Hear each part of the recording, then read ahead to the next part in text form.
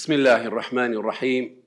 إن الحمد لله نحمده ونستعينه ونستغفره ونستهديه ونعوذ بالله من شرور أنفسنا ومن سيئات أعمالنا فمن يهده الله فلا مضل له ومن يضلل فلا هادي له ونشهد أن لا إله إلا الله وحده لا شريك له ونشهد أن محمدا عبده ورسوله صلوات الله وسلامه عليه وعلى آله وأصحابه ومن تبعه بإحسان إلى يوم الدين. بسم الله الرحمن الرحيم. بعد أعوذ بالله من الشيطان الرجيم. ولن ترضى عنك اليهود ولا النصارى حتى تتبع ملتهم. ويقول الرسول صلى الله عليه وسلم في حديث صحيح: تداعى عليكم الأمم كما تداعى الأكلة على قصعتها. قالوا يا رسول الله أفمن قلة نحن يومئذ؟ قال: كلا بل أنتم يومئذ كثير ولكنكم غثاء كغثاء السيل. صدق رسول الله صلى الله عليه وسلم. پێشەکی زۆر خۆم بە خۆشحاڵ دەزانم لە خزمەت ئێوەی بەڕێز لە ڕۆژێکی وا مبارەک، لە ڕۆژی جومعە، لە مەجلیسێکی مبارەک کە مەجلیسی زیکرە و مەجلیسی عیلمە، لەگەڵ جەمعێکی زۆر مبارەک کە ئەهلی قورئانن. ئەهلی قورئان هم ئەهل الله وخاصته. مەجلیسێکی وا مبارەک، لە ڕۆژێکی وا مبارەک، لەگەڵ چینێکی وا مبارەک کە لە خزمەتی قورئاندانە. بەڕاستی بۆ بەندە کو دەڵێن خۆشحاڵیە و شەرەفمەندیە کە لە خزمەت ئێوەی بەڕێز بین، چونکە ئێوە خزمەتکاری قورئانن. ئێمە کە لە خزمەت ئێوە بین، ئێمە خۆمان بە شەرەفمەند دەزانین. خوای گەورە نمونەی ئێوە زیاد بکات، ئەمسالی ئێوە زیاد بکات، استیقامە و هەروەها بەرەکەتی علم و زانست و تەدەبوری قورئان لە لای ئێوەی بەڕێز زیاد بکات. ئێوە ئەو چینەن کەوە خوای گەورە هەلی بژاردوون، خەڵاتی کردوون، باشترین چینی لە خەڵک و لە ناو ئیمانداران و مسلمانانن بە نەسی فەرموودەی پێغەمبەری صلی الله عليه وسلم: خيركم من تعلم القرآن وعلمه ياخذ من يريد الله به خيرا يفقه في الدين. يا برواية شدي استعمله في الدين. كواتا إما لقلت شينشي زوزر مبارك وبريز وبرز لخزمتيان داين لو روجة مباركة بەڕێزان. ئەو بابەتەی بەندە پێشکەشی دەکات خوای گەورە هاوکار و یارمەتی دەرمان بیت، بەرەکەت بێختە کاتەکەی، کاتەشی بابەتێکی زۆر گرنگ و مهم و ترسناکە. ئەوەی ئەو ڕۆکە ئێمەی مسلمانان لە کوردستان و لە عێراق و لە عالەمی ئیسلامی پێوەی داناڵێنین. نێزکەی سەدەیەک زیاترە، لەوانە لۆ سەدەوری وەک 200 دەڕوات. ئەو بابەتە کو دەڵێن کاکڵە و کڕۆژی ئەو کێشە و ئەو مەشاکلانی ئەو ڕوونە ناو کۆمەڵگەی مسلمانانە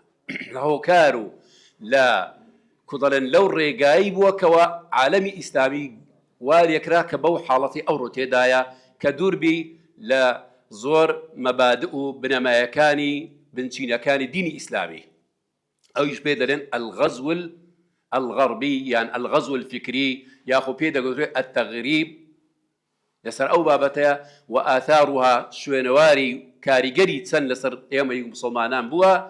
و ڕەگ و ڕیشە دەرهینانی چۆن دەبی. ئەگەر ئەو فریای ئەوە کەوتین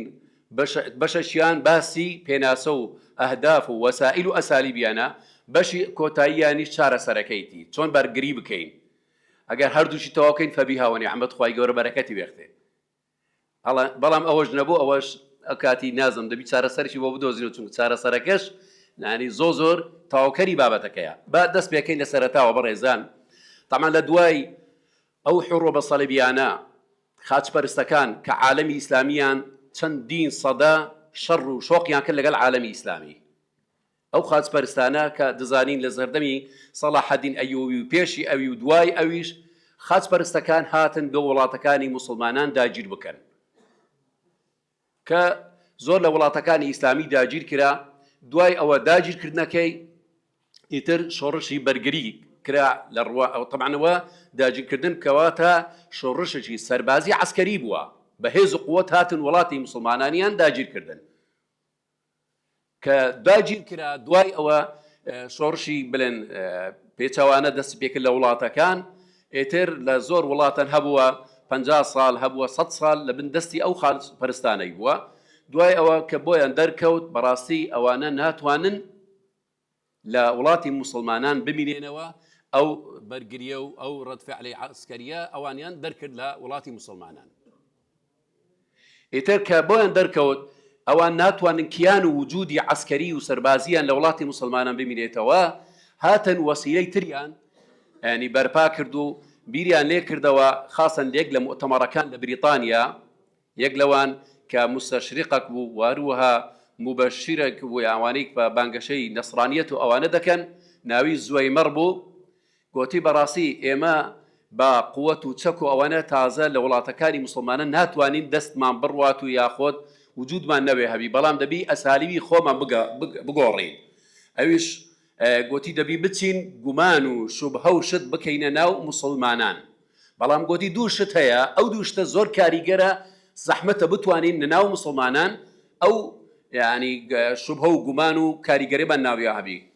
گوتیان چییە لەو کۆنفراس و مؤتەمەڕەکەی لە لەندەن؟ گوتیانە زۆمێری ئەعزا و ئەوانەی لەوێ دانیشتن، گوتیان یەک لەوان قورئانە و ئەوەی تریانی جومعەیە، نوێژی جومعە و جەماعەت، ئەوە کیانی مسلمانان و کودڵێن برایەتی و جەمعیان دەپارێزی. یەکێک لەوێ هەڵستاوە قورئانێکی دەست بە قورئانەکەی پارچە پارچە کرد، گوتی ئەوە قورئانە و هادەی دڕن، گوتی ئەی بێعەقڵ مەبەستم ئەو قورئانە لەناو دڵیانە، نەگە تۆ بێی مەسحەفم لەو بدڕێنی. فەهمی قورئان، تێگەیشتنی قورئان هەتا ناو ئومەتی ئیسلام ببینێتەوە، گوتی ئەوە ئێمە ناتوانین زار بین بەسەر مسلمانان. کەواتە ئەو کتابەیە کە خوای گەورە لە چەندین شوێن کە ئێوە هەمووتان شارەزانە، خوای گەورە کە باسی کردووە مەسەلەن عروة الوثقا، یعنی ئیسلام یان قورئانە یان الذين يمسكون بالكتاب، يمسكون لەگەڵ يمسكون فەرقی هەیە، صيغەی مبالغەیە، یعنی بەتوندی دەیگرن قورئانەکە، عەمەلیەن جێبەجێ دەکەن، وەکو سیرەی سەحابەی پێغەمبەری ڕەحمەتی خوای گەورە لەسەر بی. جا بۆیە گوتیان ئەو قورئانە گومانی بێخینە ناو، شوبهەی بکەنە ناو دین و قورئان و ئەو بابەتانە، اینجا دەتوانین ئێمە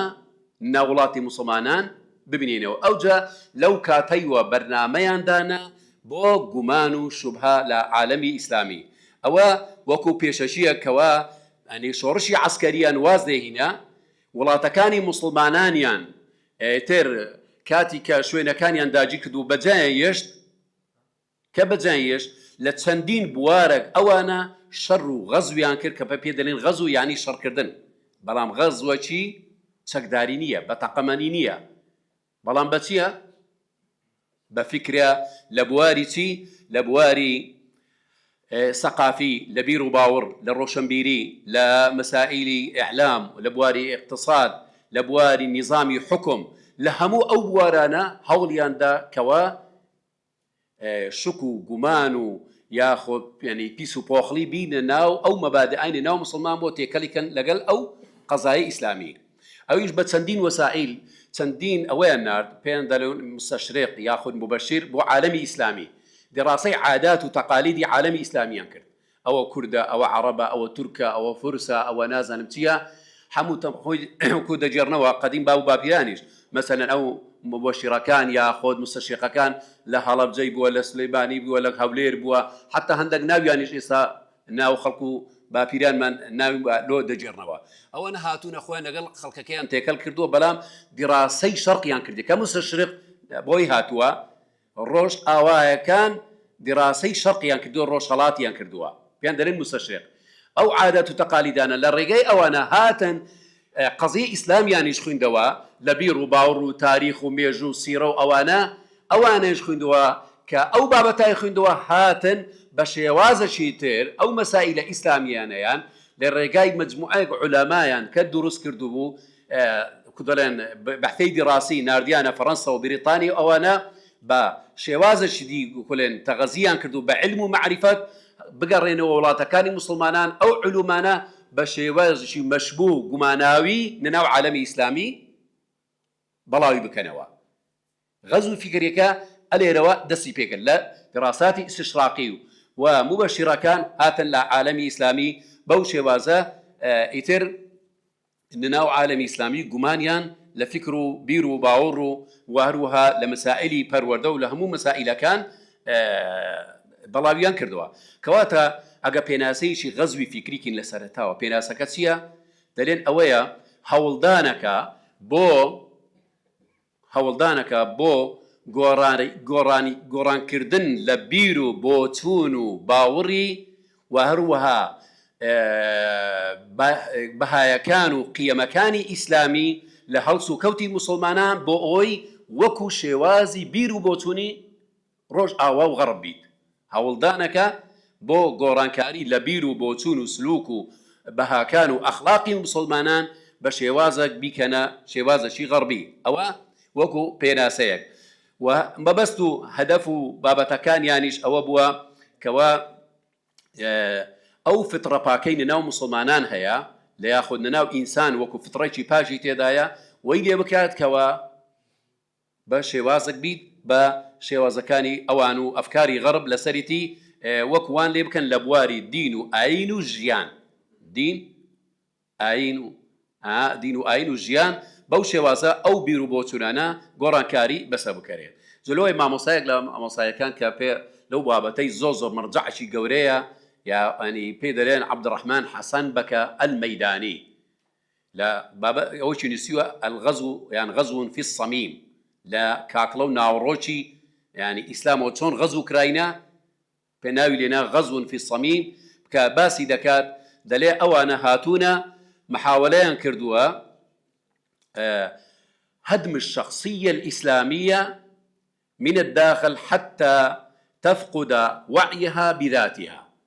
أو كساتي إسلامي أو يعني أو كاتب لأننا مسلمانان هابوا أو كاتي أو برخين كساتي إسلامي بويا شرشي كدرين ناوروشي إسلام كردويانا للروانجي فكروا كبينيان للروي عسكريوا فشال هنا وتيان باشي وازي شرك بقورين بكينا غزوشي فكري و ڕۆشنبیری و فکر و بیر و بۆچوونەکانیان بگۆڕین مادام لە سەربازی ئێمە فەشەلمانینە. کەواتە ئەو پلانەی 100 ساڵ زیاتر دایاناوە فعلا هاتن لە عالەمی ئیسلامی مجموعەیە گۆڕانکاری زۆر لە بیر و بۆچوونی مسڵمانانیان کرد وەکو دوایی کە دەینە سەر لەو بوارانەی کە چی گۆڕانکاریە کراوە لە عالەمی ئیسلامی لە بیر و بۆچوون و لە زۆر مەسائلەکان کە بەرچاو و دیارە هەمومانیش دەیبینین. جیاوازیەک لە نێوان غەزوی فکری و غەزوی عسکەری. غەزوی طبعا عسکەری ئەوەی دیارە وڵات بنیایەت ئەوانە وێران دەکات، اقتصاد وێران دەکات، یاخود جەستەی ئینسان وێران دەکات، دەیکوژیت وەریە ئەوە دەڵێن غەزوی عسکەری. بەڵام غەزوی فکری چییە؟ غەزوی فکری ئەوەیە عەقڵی ئینسان داگیر دەکات، بیر و بۆچوونت داگیر دەکات، ئەویتر وڵاتت داگیر دەکات، وڵاتەکە وەتەنەکەتە. بەڵام ئەو وڵات و وەتەنەی لەوانە ئاسان بیت بەکو باسمان کرد ئەوە کشی بڵێ شۆڕشەکە جیهادەکە دەکەی ڕزگاری دەکەی وڵاتەکەت. بەڵام لە هەمووی خەتەرتر ئەوەیە عەقڵت داگیر بکات، فکرت داگیر بکات. کە فکرت داگیر کرا ئەو کاتەی بە لیباسەشی کوردی موسڵمان و ئەوە بەناو بە شکل و شێوە کابرایشی خەڵکی وڵاتەی بەڵام بە فکر و بیر و بۆچوونت کابرایشی بریتانی، ئەمریکی، غەربی، فەڕەنسی. وەکو ئەوەی دەبینین لەناو کۆمەلگامان دروست بووە خەڵکەکی زۆر عەقڵی داگیر کراوە، احتیلال کراوە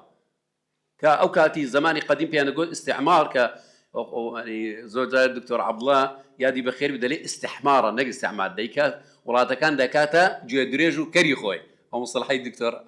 ئەندەشی دیژ وا بەکاری دێنن استحمارا وڵاتەکان دەیکەنە وەکو دەڵێن کەری خۆی یاخۆت دەیدۆشن و بۆ مەسائلی مەرامی اقتصادی و ئەوانە هاتنە وڵاتەکە. بەڵام ئەتوو هاتی عەقڵی خەڵکی داگیر کرد، بیر و بۆچوون داگیر کرد، ترسناکەکەی لێرە ئەوەدای بەڕاستی. بۆیە ئەو فەرقەکەی ئەوەیە دڵ و دەرونی و بیر و بۆچوون و خەڵکەکەی داگیر دەکات و هەروە خەڵکەکەی دەکاتە عەبدی غەرب، بەندایەتی بۆ غەرب بکا و هەموو شتەکانی بە جێرەی مەصالح و مەبادئی غەرب هەڵس و کەوت دەکات. ئەوە لە ڕووی فەرق و جیاوازی غەزوی عەسکەری لەگەڵ غەزوی فکری چەند خەتەرە و چەند ترسناکە و چەند فەرق و جیاوازی هەیە. و دیاریشە غەزوی عەسکەری سیلاح و چەکی بەکاردێ ئەوێتر بەستەنیا فکر و زانست و ڕاگەیاندون و ئەو بوارانەیە. و هەدەفیش لە مەسائلی ئەو غەزوە فیکریەیە کۆدەڵێن خاڵیکردنەوەی مسلمانانە لە بەرنامەی ئیسلام، بەرنامەی ئیسلام و مەبادی ئیسلام لە مەزمونە حەقیقیەکەی خۆی لە واتە حەقیقەت و ڕاستەکەی خۆی ئەو ئیسلامە وەکو خۆی نەمینێ خاڵی بکرێت و بە شێوازێک مسلمانان ئەو کۆدەڵێن تابعی غەربن و لە هەڵس و کەوت و لە هەموو بوارەکان. بۆیە کاتی کە ئیستعمار وڵاتەکانی مسلمانانی یاخۆت ئەوانەی داگیرکەرەکان وڵاتی مسلمانانیان بەجێهێشت خەڵکێکی تریان لە دەسەڵات و لە ئیدارە و لە قیادە و بەڕێوەدنی وڵاتەکان لە نەفسی نەمەتی خۆیان لە بە زمانی وڵاتەکانیان لەوێ بەجێهێشت. مەسریان بەجێهێشت خەڵکەکی تریان بە نەفسی ئەفکاری خۆیان لە مەسر سەرکردە و قیادە و ئیدارە لە عێراق لە سووریا لە هەرچی وڵاتەکان ئەو باسی 100 ساڵ زیاتر پێشی ئێستا دەکەم کە وڵاتەکانیان بەجێش فەڕەنسایە بریتانیایە ئیتالیا خەڵکەکی تر بە هەمان فکر و بیر بۆ چۆنی خوان لە وڵاتانیانە بەجێشت و لە مەبادئیوان لۆ فکر و بەرنامەیوان ئیش دەکات کەواتە بەو شێوازە ئیشیان کردی بەڕێزان بە بەرنامە بە خوتە و پلان بە استراتیجیەت دەیان ساڵ خەڵکیان دروست کرد تا وشی دوای دێنە سەر تا حوسێنێکیان لە بوارەی ئەدەب و فکر و ئەوانە بردە فەڕەنسەی کە لە جامیعەی سۆربۆن و ئەوانە دکتۆرا ئەوانە بینتەوە بێتەوە بە فکر بەناو مسلمانە تا حوسێنە کە حافظ قورئان بۆ پێشی بڕوە لە ئەزهەر جووە بەس کە گەڕاوە شەیخی ئەزهەر و حافظ قورئان بووە بە عەقڵیەتێکی در هاتەوە بەڕێزان حافظ قورئان بی لە ئەزهەر بڕۆی بەڵام بێەوە بە عەقڵەکی غەربی بە شێوازێکی تر ئەوجا بەو شێوازە ئیشیان کردووە هەتا هێدی عەقڵی زۆربەی خەڵک و ئەوانەی ئیدارە و قیادەی وڵاتەکان دەکەن ئەوانەیان لە شوێنی خۆیان بەجێشت ئەوانە لە جیاتیوان ئەفکار و بەرنامەیوان جێبەجێ بکەن و گرنگترین مەبەست و ئەهدافەکانیان ئەوەی بووە دین ئاین لە ناسنامەی خەڵک و وڵاتەکان جیا بکەنەوە ئاینەکەیان لێ جیا بکەنەوە کەوا بتە شتێکی تەعەبودی نسوکێکی شخصی بینی خۆت و خوای گەورە بەڵام ژیان و گوزەران و هەموو بابەتانە هیچ ڕەبتی بەدین نەبی ئەوەیەک لە هەدەفە ئەساسیەکان بوو فعلا ئێستا وەرە وڵاتەکانی مسلمانە زۆربەی ئەو هەدەفە غەزوە فیکریە ئامانجەکەیان پێکا لە زۆربەی وڵاتان ئەفکاری عەلمانی غەربیە حکم دەکات ئەگەر چیش بەناو وڵاتی مسلمانانە ئەوە هەدەفی یەکەم هەدەفی دووەم لاوازبوون و کزبوونەوەی ئیمان و بڕوابوون بە وحی بە قورئان و بە ریسالەی پێغەمبەر صلی الله عليه وسلم ئیتر بە دروستکردنی ئەفکار و بیر و باوەڕی جیاواز لە وڵاتی مسلمانان کە تەمەشا دەکەی چەندین ئەفکار و شتیان دروست کرد کز و لاوازی ئیمان و حتا مزداقیەتی قورئان و ئەوانە وەکو ئەفکارەکانی کە دەیبینین لەناو کۆمەلگەی مسلمانان دروستکردنی گومان شوبهات لەسەر قورئان لەسەر سونە زۆر مەسائل و گومانیان هینا کە لەناو مسلمانانیان دروست کرد ئەو گومانانە لەسەر قورئان و لەسەر سونەی پێغەمبەری صلی الله علیه وسلم لەسەر زۆر مەسائلان کە ئەو ڕۆکە دەبینین لەناو خەڵکانێک مثلەن بڕوای لەناو مسلمانان طبعا لە ساڵەکانی 40 و 50 دەزانن چەندین ئەفکاریان هینا لە وڵاتی مسلمانان ئەوە شوعیەتە ئەو لیبرالیەتە ئەو عەلمانیەتە کە ئەسڵەن بڕوای بە ئاینی ئیسلام نییە هەندێک لەو ئەفکار و بەرنامانە دەڕێگای ئەوانە کە هینانە وڵاتی مسلمانان مادیەت و بدوای ئەوە ئەفکاری بەڕەڵایی و ئیباحیەت و ئەوانەش مەبەستیان بووە بەو وەسائلانەش ئەو مسلمانان لە دینەکانیان جێبئانی دوور بکەنەوە جا بۆیە بە مەسائلی ئەفکاری ئیباحی و مەسائلی بەڕەڵایی و مەسائلی زینا و فاحیشە و ئەوانەش کە تەشجیعیان کە لە وڵاتی مسلمانان کە نەبووە دەگمەن بووە ئەوەش یەک بوو لە هەدەفەکانیان پێکاو فعلا وڵاتی مسلمانیانیان لەو بنەمانەیان دوور کردەوە ڕەگ و ڕیچەی ئەو فکرانە نی تاریخ و مێژووەکەی و باسما کرد لە دوای ڕووخانی ئەندەلۆس ئەنی کە ئەندەلۆس ڕووخا لەو کاتیوە ئەوجا ئەو بابەتە دەستی پێکرد لەگەڵ عالەمی ئیسلامی و کو باسما کرد لەسەر ئەساسی ڕۆژهەڵات ناسەکانی کە هاتن وڵاتی ئیسلامیان دیڕاسە کرد ئیتر لەوێوە هاتن تاریخ و مێژووی ئیسلامیانیش گۆڕاکاری بەسەر هینا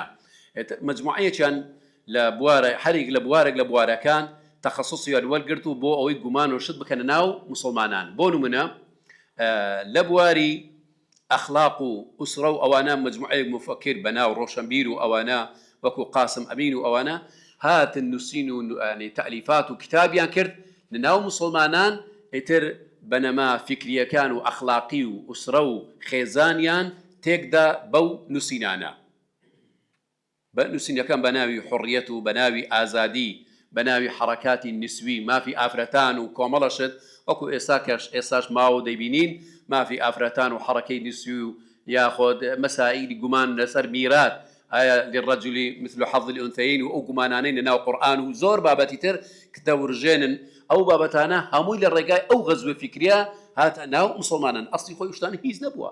خەڵک هەموو لەسەر ئەخلاقی لەسەر قورئان و بیر و باوەڕێکی قورئان و سونە بووە ئەوانە ئەو غەزوە فکریە ئەو گومانانەی هینایتە ناو مسلمانان کە ئێستا کەش لەوانە خزم و کەسەکانمان بەشێک ئەوانەی کە دوور کەتون کاریگەری ئەوانە لەسەروی تەسیریانەوە لۆ ئافرەت وەکو پیاو نەبیت کەچی ئەوە تەفاسیلی تێدایە ئەسڵەن لە هەموو شوێنان ئەوهانی بەڵکو لە زۆر شوێنان ئافرەت وەکو پیاو لە میرات دەگریت کە ڕەد و ڕدودی علمی زۆر ئەو ئەفکارانە درایتەوە لە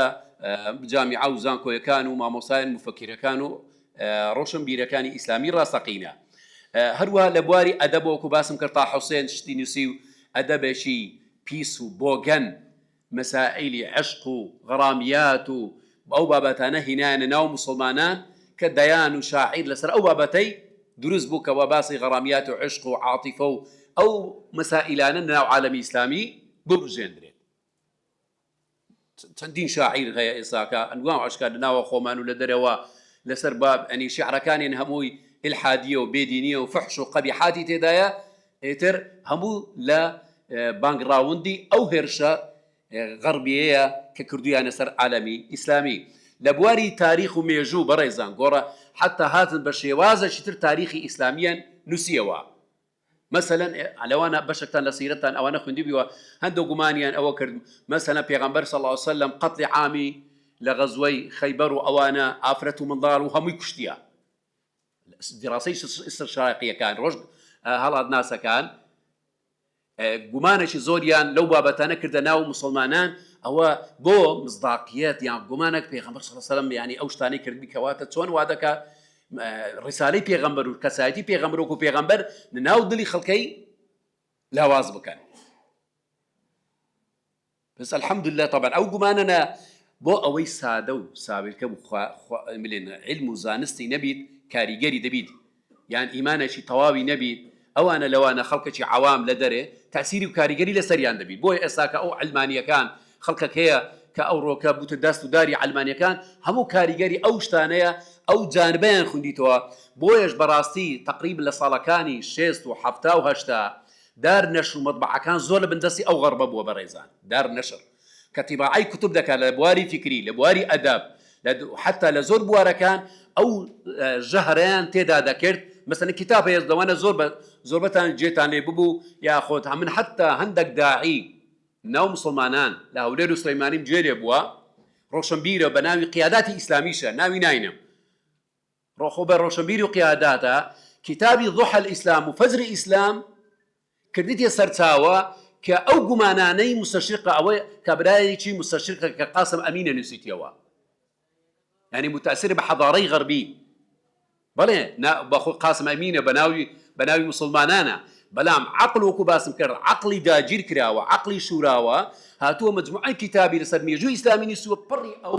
بۆگەن و پیس و پۆخڵانەی تێ کردووە باوەڕ کە داعی و ماوەی مسلمانانە لە کەوادری ئیسلامی يعني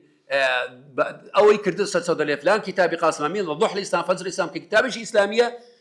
باسی ئەوەی کردووە مثلا پێغەمبەر صلی الله علیه و ئەوهای کردووە لە فلان جێ ئەوهای کردووە ئەوە غەڵەتەکانێتی حاشا بۆ پێغەمبەر صلی الله عليه وسلم کەواتە بەڕێزان یامی دەبی ئێمە ئەو کتابانەی کە کاتی خۆی تەلیفات کراوە نووسراوە دەبی لە شەخسەکە و نووسەرەکە لێی تاکید کەوە ئایا لەو جۆرەی بووەکەوە ئەوانەی کە عەقلیان شوراوە بە حەزاری غەربی و بە سیاسەتی تەغریب زۆر لە گومانە ڕێگای وانە هاتیتە ناو مسلمانان ئاگامانیش لە خۆنیە بە ناوی مسلمانە بەڵاو دەکرێتەوە زۆر لە کتابەکان و تەلیفاتەکان بەو شێوازەیە بۆ ئێمە لە بواری سیرە لە بواری حتا فەرموودە مەسەلەن ئێستا کە لە ئاخر شت کە ئەوانەی ئێستا کە دیعای ئینکاری سونە و یاخۆ تەعتیلی سونە یان حجەتی سونە یان لەسەر فەرموودە ئەوانە زۆربەی ئەوانەی ئەو بابەتەنە دەکەن هەمووی بڵەو عەقڵە غەربیەی شوڕایتنەوە. ئەگەر عەدنان ئیبراهیم و ئەگە نازانم چێ ئەوانەی کە لە بریتانیا و لە وڵاتانی غەرب دانیشتونە شەحرور و مەحرور و بابەتانە. بەڕێزان ئەوە مو سیاسەی تەغریبە بۆی مصداقیەتی قورئان و سونە لەناو دڵی موسڵمانان کز و لاواز بکات. بۆیە ئەوانە هاتن بەو شێوازە نووسون و تەلیفاتیان کردن بۆی ئەو گومانانە فعلا کردە ناو کتابەکان. ئێستا الحەمدولله دیڕاساتێکی زۆر تەحقیقاتێکی زۆر کراوە ئەو لە بواری سیرەیە لە بواری تاریخە لە هەموو ئەو وارانە پاکرایتنەوە. بەڵام خەڵکەکی سادە هەیە کە شارەزانیە کاریگەری ئەو نووسراوانە ئەوە نییە تاسیری لەسەری دەکات. باشە ئێستا بینە سەر ئەو مەیدانی بوارەکانی کەوە ئەوان ئیشیان لەسەر کردووە بۆ ئەوەی ئەو غەزوە فیکریە لە وڵاتی موسڵمانان کاریگەربی کان و شوێنەکان و جوانبەکانی ئیشیان لەسەر کردووە لە هەمویان خەتەرتر و ترسناکتر مەیدان تعلیم، بواری پەروەردە، بواری زانکۆ، قوتابخانە ئەلەوێوە هاتن مەناهەج و پرۆگرامیان شتی زۆر پیس تێکرد. بەڕێزان مەناهیج لە عالەمی ئیسلامی لە مسرەوە لە تورکیا لەو شوێنانە کە لە ساڵی 1900 و تقریبا 15 ئەتیحاد و تەرەقی لە یعنی لەوێن دەرەی دوای کە پێشی خلافی عوتمانی ئەوانە بڕوخێن دەستیان پێکرد ئەو پرۆگرام و ئەو بابەتانە منعکردنی زمانی عەرەبی لە خوێندن، دوورکردنەوەی خەڵک لە زمانی وحی کە قورئانە سونەیە خەڵکیان وەلێ کرد. مەسەلەن حتا لە تورکیا زمانی ئەوەیان عەرەبی منع کرد، حتا بە بانگدانیش کردیانە چی؟ کردیانە تورکی. نووسینەوە زمانی عەرەبی کرا ئەوەی نووسینەوەی لاتینی. وەڵحاصل بە پرۆگرامێکی زۆر ئەوە خوێندن و تعلیم و پەروەردە لە مصر لە جامعەی ئەزهەر لە هەموو شوێنەکان ئەو بابەتەکانی بیر و باوەڕە عەقیدەیە ناسینی خوای گەورەیە ئەوەیان شوبهات و گومانی یەخسە ناویان. مەسائلی فەلسەفی و علم الکەلام و نازانم چی بە شێوازێک وان لێ کرد و هەندێک ئەفکاری تریان هینە ناو موسڵمانان. دوای ئەوە ئیلحاد ئیتر مەسائلی وجودی خوای گەورە و ئەو بابەتانە گومانیان کردە سەر هەموو لە پرۆگرامەکانی خوێندن. یعنی هەمووتان دەزانن لەوانە نازم ئێستا ماوەیان نا لە پرۆگرامی خوێندن هەتا من لە ساڵەکانی متوەستەکان لە هەشتایەکان کە دەماخوین نەظەریاتی ئەوە تەتەور داروین ئەسڵی ئینسان ئایا پشیلە بووە مەیمون بووە چی بووە؟ پێچوانەی قەز ئیسلامە مەبادی قورئانە کە خوای گەورە دەفەرمێت كلكم من آدم وآدم من تراب. يعني لقرآن دك خوای گەورە باسی چۆنیەتی دروستکردنی ئادەم دەکە کە لە خۆڵ دروستی کردووە لە قوڕی دروست کردووە. پێچوانەی دقەکانی ئاینی خۆمانە و دقەکانی صریح و قەطعی و صحیح ئەو نەزەریاتان لە هەموو لە کتابی تاریخ و جغرافیا ئەگە بیرتان بێتەوە ئەوە دەخوێندرا. چی هینای ئەوە بەڕێزان؟ ئەو غەزوە غەربیە هینای. ئەوان پرۆگرامی خوێندن هەتا ئێستاش بەڕێزان پرۆگرامی خوێندن لە عالەمی ئیسلامی هەمووی تێک چووە. ئەو جەنابی دکتۆر موافق کە لە پەروەردەیە و لە تەڕایق تەدریسە و دکتۆرای لەو بابەتە هینایەتەوە پرۆگرامی خوێندن زۆر وێرانە زۆر. باوەڕ کە هەندە لیجان هەیە ئێستاش بەردەوام هەندە شەخصە دادەنیشن لە لیجانەکان مخەتەتاتی غەربیە لە هەولێرێنە مەجموعەیەک ئوستاز و پرۆفیسۆرن بەناو هەندێکیان لێرەش نێزیکن لەو چۆب حەیدەرا. ئەوانە باوەڕ بکەن یەکن لەوانەی کە ئەو مەناهیجانەی کەوا دەستکاری دەکەن و تێکی دەدەن و ینی ئەو ئاەتەکانی باسی جیهادە باسی تەطبیقی شەریعەی ئیسلامیە ئین الحکم إلا لله ئەوانیان هەموو لابردیە. ئەوە هەموو غەزوە بەڕێزان ئیش کرایە لەسەر پرۆگرام لەسەر خوێندن. 100 ساڵ پێش ئێستا ئەو پەرۆگرامی ئەو ڕوودەخنێ بەڕاستی ئەوەی هی موسڵمانان نییە لە 16 حتا هەفتاشی زۆر نەزەریاتی غەربی و فکر و ئایدۆلۆژیاتی غەربیە لەسەرمان سەپێنراوە. یان ئێمە ئێستاکە بڵێن لە کۆیمە ئێستا مامۆسام لە زانکۆی کۆی بەشی پەروەردەی ئاینی ئێمە منهەجەکەمان منهەجەکە ئیسلامە کولیە شەریعەیە. ئاینی یعنی چی بەڕێزانە؟ من هەتا لەگەڵ ڕئیس قسم جامعە وتمان ئاینی یعنی من هاتینە دینی نەسرانیەت و یەهودیەت و زرادەشتیەت و نازانم چی و هەمووی دەبی بخوێنی لە بۆ ڕۆی ناوی ئاینیە. ئێمە کاکە قسمەکەمان شەریعەیە بۆ ئاینی بی ئەوە مستەضعەف بووینە بەڕێزان. ئەوها غەزوەکە لەسەرمان زاڵ بووە. یعنی ناوی شەریعە لەلامان يعني بترسوا يان بكماتي تمشى ذكري والله هلا لا يخو ملير لكوي باس يندكر يقول ما مستايك دكتوراه هنا يتولى شريعة أنا ناخذ شيء دليل دكتوراه لا أو هي قانوني مقارن قانوني مقارن بو ناوي شريعة يعني فقهي أو مقارن ناوي فقهي هندينا فقه سكر ربطش بإسلامه هذا يقول قانوني مقارن بو بس ناوي شريعة نه وايد زاني كماتي ناوي شريعة به بريسان بيجيش أو درجي أتو ناس نامي إسلام وشريعتي إسلام بي كماتي بي أو بري توانا ويا كساتي لدزدانا كساتي وناس نامي إسلامي إسلامتي وشريعته ومنهجه أو قران كاريا أو هاي بصر عقلي ما مصاي زانكو داهيناوا كاتك لكاتكاني نازم حفتا كان بو كاتي تازه زانكو سليماني لسليماني دانرابو دانكو يك افرتي تشي محجبتي دا نبوا حمي سافي ربوا لا صالكاني وبلن سيو تلو بنزاي كان لا لبصر حرهم زانكو كان صافي روابتان ابونا بو غرب او سياستي كو خالش يتري دير سد ميداني تعليم كأو ميدانه حتسدي لسدي بروي من كانت خويله سعوديه بوين جامعي امام تنجيل بوك جامعي شي ارقى جامعيه لجامعي المدينه منوره جامعي اسلامي ولجامعي ام القراش بقوترا لجامعي امام محمد بن سعود من كبار مشايخ السعوديه مفتي وانا ولا من دريبون حمله غربي او داسي بيك دبو بوين دريج من صالكاني نواتوشتو انا باسي لك توجيهات تبدا بجامعي امام مناهجي بقوري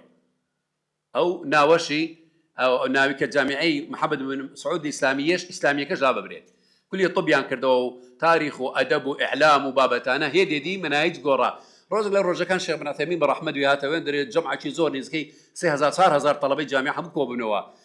ري جامعه كاش دوين دري جامعه ري جامعه كدكتوراه لامريكا والقرتو بالضبط فكري غربي امريكي ده هنا قران كاري ذكر بس جامعه كا بو يوكو فقيره ويستي ردانويش او بكا بدنجا شي هو كمحاضره شي مقدمه شي دوين يجني وراني بدايوا قوتي طلبه كان يا ايها الطلاب هذه الجامعه ايش اسمها؟ قوتيان جامعه محمد بن سعود او كي وندي قوتيان قوتين جامعه محمد بن سعود ايش؟ قوتيان الاسلاميه قوتي ايش؟ الاسلاميه قوتي كواتا اواني ديانوي او منهج بروجرامان بقورن او ناتوانن او اسلاميه بلام فعلا برحمد يوم مردي شو قران كاري زور او حر السعوديه برا علمانيه تشي اشكروا رويشت او غزويه بريزان بلي ولاتك منبعي وحيينا مكه ومدينه وبلان فرمو والله بيش سيسا صالك تمو الرياض والله قلت خوزق نها تمو ايرا ملامح حكي واد زاني كانما لا سويد ولا سويسراي لا صفور وتبرج واختلاط بيسروا بري او ولاتيا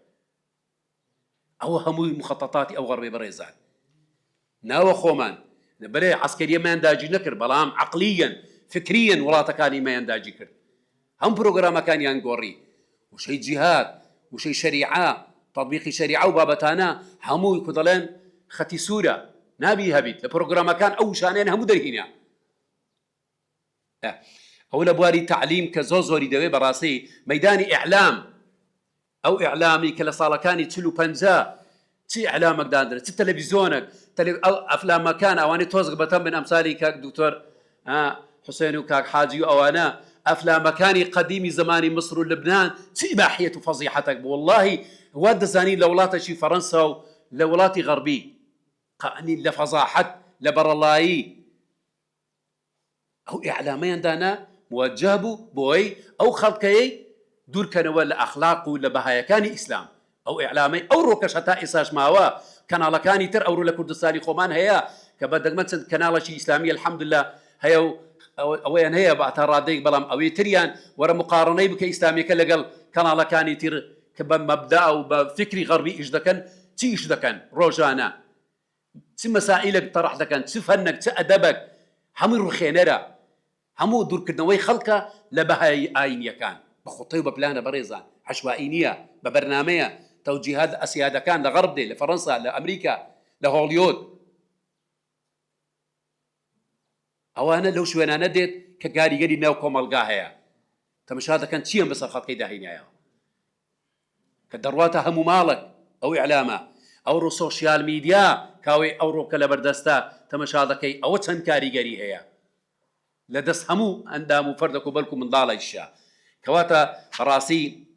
ئەو ئیعلامەش مەسالەی ڕەوشت و ئەخلاق و گومان و ینی ئەو بابەتانە لە ڕێگەی ئەوەش زۆ بەڵاو کرد لە بواری ڕۆشنبیری و ئەدەب ئەویش بە مەسەلەی فکری وجودی فکری ئیلحادی علمانی ئەوانش کە قودوەی پێشەوا و پێشەنجی خراپیان هینا شخصیات گوتیان ئەو مفەکرە ئەو ڕۆشنبیرە ئەوە نازانچیە ئەوە تا حسێنە ئەوە قاسم ئەمینە ئەو باوەرانە کە دیانە پێشەنگ و پێشەوانە ناو خەڵکەکەی بەناوی مسەقەف و ڕۆشنبیر ئیتر خەڵکی چاویان لێ بکات دایان خەڵکی ئەدیب و بەناو ڕۆشنبیر شعر و ئەدەب و بەڵام هەمووی ئیلحاد و فکر و بێدینی بەڵاو دەکاتەوە شاعیرەکان ناوە خۆمان ئەوانە بەشێکی زۆر دایان ناسن نایوە نینین کە چ شعری ئیلحادی بە جون بەخوای گەورە بدات و قسە بەخوای گەورە دەڵێت لە وڵاتێکی موسڵمان کە 1990 موسڵمانە ئەوە لە بواری فکر و ڕۆشنبیر و بەڵکو هەندێک شخصیاتی گەورە و عالم نەوە و کوڕەکانی هەلگری ئەو فکر و ئەو پەیامە گوماناوی و ئیلحاد و شوێعیەت و مارکسیەت و ئەوانە هەڵبگری کوڕی عالمی گەورە و مفتی عێراق وەری هات بەو شێوازە ئیشیان کرد لەسەر کەواتە ئەو شەڕە فکریەیە ئەو جەنگەیە زۆر کاریگەرە زۆر کاریگەرە لە بواری ئافرەت کە تەمەشا دەکەی لە بواری ئافرەتیش بەڕاستی زۆر ئەوەیان کرد مەسەلەی تەحریر المەرئە مەسائیلی تێکدانی خێزان ئیتر زەواج گوتیان حتا ئەوەیان بەڵاو کردەوە گوتیان خێزان چییە ئەسڵەن بەستنەوەی ئینسانە لە ئازادی و حڕیەت علاقەی زەوجی دۆچی هەبیت تو ئازادی هەر کاتێک مەسائیلی غەریزی جنسی و ئەوانە بیت چێت دەوێ حەز دەبیت و بۆ خۆت دەبەستیەوە بە زەواج و هەتا دەمری هەر لەگەل یەک ئافرەت بیت ئەو عادات و نەریتە غەڕبیانەی کە هەیە مەسەلەی فرێند و برادەر و نازام چی ئەوانە ئەو بابەتان هینە ناو عالەمی ئیسلامی هەتا ئێساش لە مەسر زەواجی عورفی زۆرە لەوانە ئەوانەی ئاگایان لێبیت علاقات و زەواجی ناشەرعی و ینی علاقاتی دۆستاتی و فاحیشە و مەسائلە کە ئەو وڵاتی ئێمەش کە هەولێریش کە جێگای قەڵا و منارە و جێگای موسڵمانان و سوڵتان مزەفەری فاحیشە و فەساد و ئەوەی ئێستا هەیە هەمووی لە ڕێگای ئەو ئەفکارانە هاتووە بەدەست هینایەنە لە وڵاتەکانی جیران و دراوسێ بە بەرنامەیە ئوستازانی بەڕێز بۆی ئەو گەنجانە هەمووی لەو بیر و بۆچن و بەرنامانە دووریان کەنەوە بۆیە یەک لە مفکرەکانی غەربی دەربارەی موسڵمانان دەڵێن چی دەڵێ كأس وغانية تفعل بأمة محمد ما لا يفعله آلاف المدافع كأس وغانية يعني أول شيء مشروبي شيء عراق لقل أفرتجي دور بي يعني داون بيسو أوا دلي كاريجري لسر أمتي إسلام ومحمدي هي بقدر زياتر 1000 مدفع وطوب عسكريا بس شري لقل بكي يك كوبك لقل يك أفرتك 1000 مدفع كاريجري زياتر فعلا يعني أوانا بو دراسة استراتيجية هاتون دولات كاري إيما إيش يان كردوا أخلاق الروشي مسلمانين يان بيتيقدن لبيداني اقتصاد وسياسة تمشادا كي هرتي معاملاتي نا شرعية وفرطة وفيلة والرباية وبنوك الربوية أوروك العالم الإسلامي بلاوة سند ميجا يعني ولي هاتوا مسلمان ناتاني بسي تعاملي لقل بنكا كان بكا لبوري زوبيان بنوك الربويين أوان لي كردوا بريزان لبواري السياسة وحكمه دا صلاة وشريعة تعطيلي حكمي إخوائي قوركرا قوانيني وضعية قوانيني فرنسي بريطاني لهمو عالم إسلامي كتمشاهدكي صوبي لشوينة كان همو قوانيني وضعية بربا دكرين كوراكاري كان أو دستور شريعة إسلام كإخوائي قورة فرمين الحكم إلا لله حميان لا بردو الدستور شي غربيان هنا دليل لقرآن وسنة يكلا مصدر كان يكلا مصدر كاني دا صلاتي مسلمان أبوي بسيان مسلمانان توزق عطفيان في الرابي شيشة يكلا سرتاوة كان كواتا لهمو بوارا كان إيشيان كردوا ولاتي إيميان بوشي وازا داجي كردوا للروي فكري لا غزو وحالة كيدا بينيكا بوشي وازايا علماياني كبيشنغو بيشوال لدى صلاة لقيادة ولا إدارة دور كران مسلمانا بس خريشي مزقوته ومالي خويتيو بلان برو لمسائل قيادة أو أنا إداري ولات وأنا چ عالمش ڕەبانی بەی شێوەیەک نایانکەنە پێشەنگ و پێشەوە. کاک دکتۆر بەخێر بێ، خێر سەر چاوە. باشە بەڕێزان، ئەوە لەو مەیدانانە ئیشیان کردن. ئەدی ئەو کە ئیشیان کرد ئەو چەند کاریگەری و تەئسیری بەسەریاندا هەبووە، ئەوە بە خێرایی بەسەریدا بچین، چونکە تقریبا هەندێکم ئیشارە پێکرد. یعنی وەکو باسمان کە لە مەیدانی تعلیم کە زۆر ئیشیان کرد، بۆ نمونە ینی شتێکی کە زۆر ئەوە بنمونەشی بەسیط دەسەبینەوە بابەتی ئاین لە مەکتەب لە ویزاریەکە نازمە تا ئێستا بازم اختیاریە وەریە دکتۆر موفق ئاین دەرسی ئاین و مادەی تەربیەی ئیسلامی بۆ پۆلی 12 اختیاری حەزی لێ بداخڵ بیان داخڵ نەبی کرایتە ئیجباری ئەنا بەڵێ ئەو ساڵ ینی ئەوە چەند نەمێژەیە مادەکی چییە ئاین ئەوەندە لاواز کراوە کە ئەنەما بابەتە چی لاوە چییە سانەویە، بەڵام تاریخ جۆرافیە وەتەنیە نازانم چی و بابەتانە دەرس ئەوە ئەساسیە، ئەوە وسەسەوە بە منهەجە پرۆگرامە بەو شێوازە کە ئیشیان لەسەری کردووە. بەڵێ بەڵێ کاک دکتۆر بەخێر. هەروە مەسائلی و باسمان کرد فەلسەفاتی غەربی ینی نەزەریاتی تەتەور و تاریخ و بەشەری ئەوانە کە هەمووی پێویست ناکە بچینە سەرێ، ئەوانە لەسەری بازدەی و لە ئەو لە زمانی عەرەبی کە کاتی خۆی لە منتەقەی قاڕەی هەندی طبعا ئەو وڵاتە کاتی خۆی لە بن دەسەڵاتی مسلمانان بووە، زمانی عەرەبی لەوێ نیزامت بووە دەرس بە زمانی عەرەبی دەخوێندرا هەموو دروسەکان، هەتا ئێستاش لە زۆر مەدارەسە دینیەکان ماوە، بەڵام نظامی تعلیمیان ئیجباری کردە زمانی ئینگلیزی لە قاڕەی هەندی و پایەخیدان لە زمانی ئینگلیزی لە زۆربەی وڵاتەکانی عالەمی ئیسلامی کە دەبینین لە کوردستانی سیستەمی دراسی ئینگلیزی بەس بۆی دوور بن لە زمانی عەرەبی و لە قورئان و لە زمانی وحیەی ئەوانە هەمووی لێ ئەوە کرد، حتا هەوڵ درابوو زمانی لە ئەوەی نووسینەوەی لاتینی و ئەو بابەتانەش لە سەریان ئەو بکەن. بابەتەکانی ئیعلامیش هەروەها ئاسار و ئەوەی وەکو دەبینین لە واقعدا چیان کرد، مسائلی ئیعلام و فەسادی ئیعلام و قەزایی مجلاتی بێسەروبەر و بێ ئەخلاقی و هەروەها مسابقاتی لەسەر مەلیکەت الجەمال و لە ئەو بابەتانەی ئەو ڕووکە لە کوردستان هەیە و لە زۆر وڵاتانی عالەمی ئیسلامی ئەوە هەمووی ئەو دیراسەیشی غەربیە، ئەو مەلیکەی جەمالە ئەوە نازام چییە بە ڕوت و قوتی بە شێوازێک کە ئەو بابەتانەی هینایەتیانە ناو عالەمی ئیسلامی هەموو لە بەرنامەی غەزوی فیکریە لە ڕووی ئیعلامەوە کەوە مسلمانان لە بنەمایەکانی ئاین و دین و ئەخلاق و ڕەوشت و بەهەیەکانیان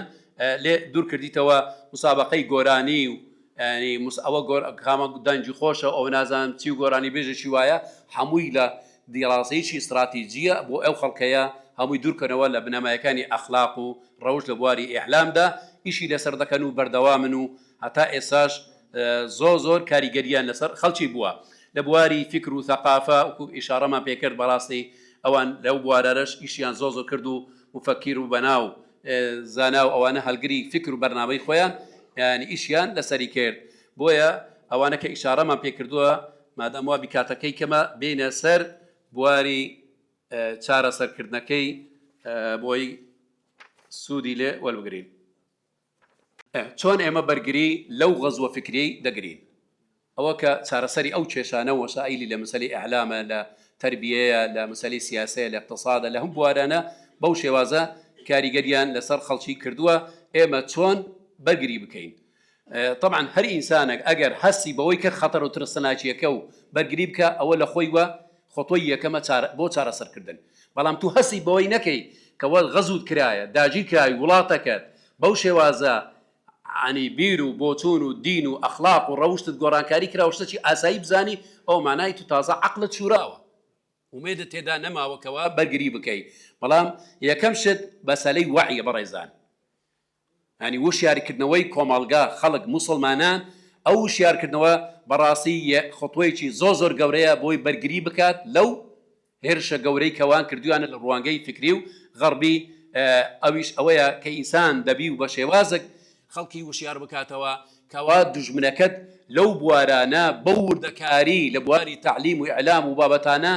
هەموو بابەتەکانی گۆڕانکاری کردووە و تێکی داوە ئێتر خەڵکەکەی وشیار بکاتەوە لە فکر لە مێژوو لە تاریخ ئەو بابەتانی گۆرانکاری لەسەر کراوە زۆر گرنگە ئیشی لەسەر بکرێت. شتێکی زۆر جێی خۆشحاڵیە تقریبا چەند ساڵێک پێشی ئێستا کە هەندێک لە مسلمانان یان جامیعەیەک حتا لە ئەمریکایە پێی هەڵستاوە مەشروعێکی جوانی هەیە بەڕێزان کە بە جەماعەتی زەهاویش ئەندامن مرکزی زەهاوی هەیە لە سلەیمانی هەندێک تاڵەوانە جێتان لێ ببی مەشروعێکیان هەیە بۆ ئەو ڕەدەی کەوا غەرب کردوویتی غەزوی فکری و تربەوی و تعلیمی لە وڵاتی ئیسلامی ناویان لێناوە ئەسلەمەت المعریفە. پرۆژەیەکی زۆر بەقووەتە ئەسلەمەت المعریفە، یعنی ئەو پرۆگرامەی لە زانکۆ و لە کولیە و لە پەروەردە و لەوانە هەیە ئیعادەی سیاغە بکرێتەوە بە شێوازێک لەگەڵ مەبادئ و مەفاهیمی ئیسلام بگونجێت بە ئیسلامبوونی ئەو معریفانە. ئەگەر بێ تاریخی ئیسلامی لێ دیراسە بکەین بەڕێزان ئەسڵەن مەسائیلی دەورە دەمەویە سوغرا و کوبرا و زۆر مەسائیلی فەلەکە و فیزیا و کیمیا علەمایەکانی مسلمانان یەکەم جا پێشەنگ بوونە چووتە غەرب و بریتانیا و ئەوروپا و فەرەنسا. کوڕی بڵێ منداڵی پاشای فەرەنسا منداڵ ڕجای کردووە لە ئەوانەی سوڵتانی ئەندەلوس کە منداڵەکانی لێوی وەربگرن بۆی ئەو علومانیان فێر بکەن. یعنی ئەو علومانە ئەسڵی خۆی لە ئەسڵدا هەر بەخۆی مسلمانان بووە، بەڵام بە شێوازەکیان وەلێ کرد و ئەو ویان لێ کرد کە ئەنەما ئەو علمە لای غەرب هاتووە بە ئێمەیاندا بە شێوازەکی فرۆشتەوە کە گومان و پیس و پۆخڵ و دەغەڵی تێدابی. جا بۆیە ئێستا ئەو جەماعەتی کە دەڵێن ئەسلەمەت المعریفە زانکۆی الجامعة الإسلامية الأمريكية المفتوحة بروجيكي جوانا لزور شويني تر إسوا خريكا بمسألة أسلمة المعرفة بكيمياء فيزياء تاريخ بشيوازة شتر موافق لقل بيرو بوتون وبنما يكاني مسلمانان دا بنسريتوا هو خالشي زوزر جرينجا لبواري تربية وتعليم حتى لبواري فكر دا لبواري يعني إعلام واش براسي أويش كا يعني بيويستا مسائل إعلام زوز جرينجي بايخي بيدي مسلمانان كلانكاني بديل سوشيال ميدياي أوروب بنماو مسائل إسلامي تيدا بلاو بكريتوا بو برجري كردن لو هيرشا غربية كوا غزوي فكرية لعالم إسلامي أو يكردوها والله هند نمونه هي براسي لمسائل إعلام وروشن كوا زور سركوتوها مني هند ذات مشاهدة كي من ذلك لتونس عمري 5 صالة بملايين أدبيني هي وكاريجري لسرخلشية لبواري پروردو أخلاقه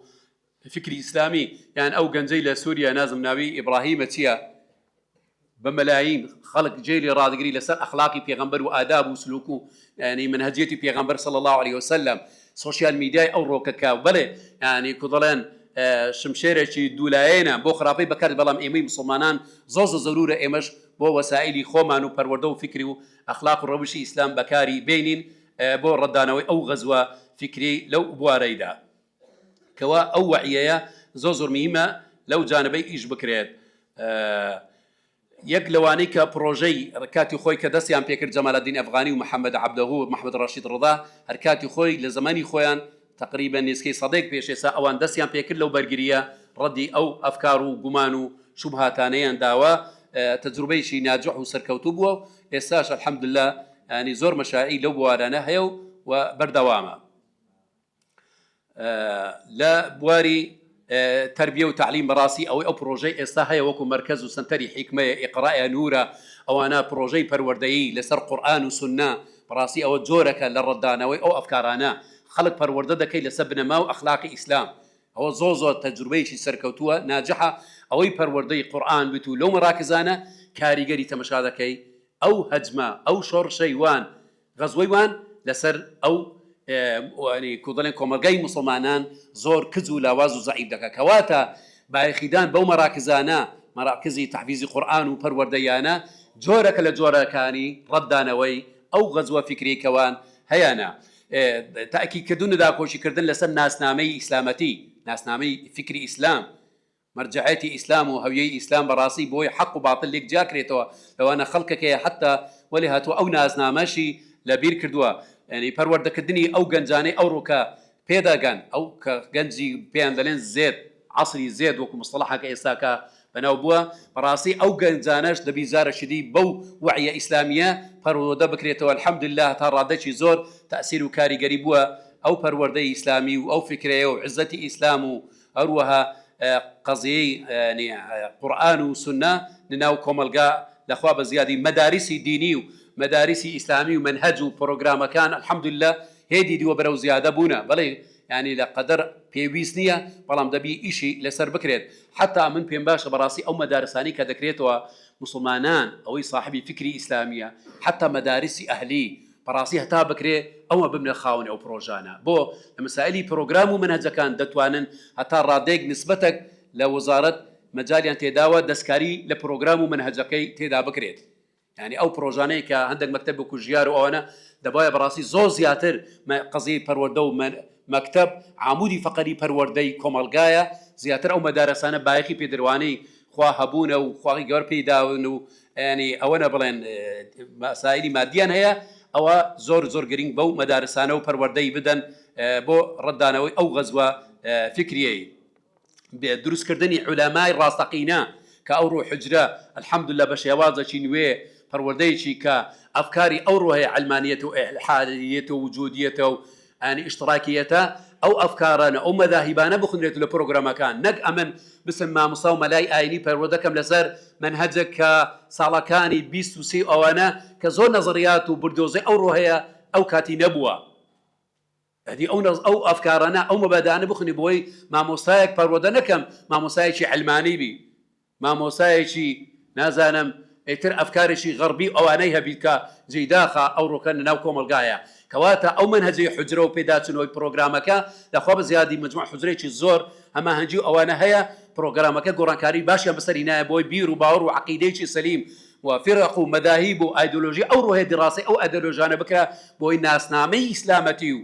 فکری ئیسلامی لەلای ڕوون و ئەشکراوی ئەو مامۆستا بتە عالمێکی ڕەبانی قودوە و پێشەنگ کۆمەلگای پێ بگۆڕی ئەوە زۆر بابەتێکی گرنگە چونکە ئەگەر عولەما هۆکاری وشیاربوونەوەی کۆمەلگایە ئەگەر عالمەکە لە غەفڵەتدا بوو یان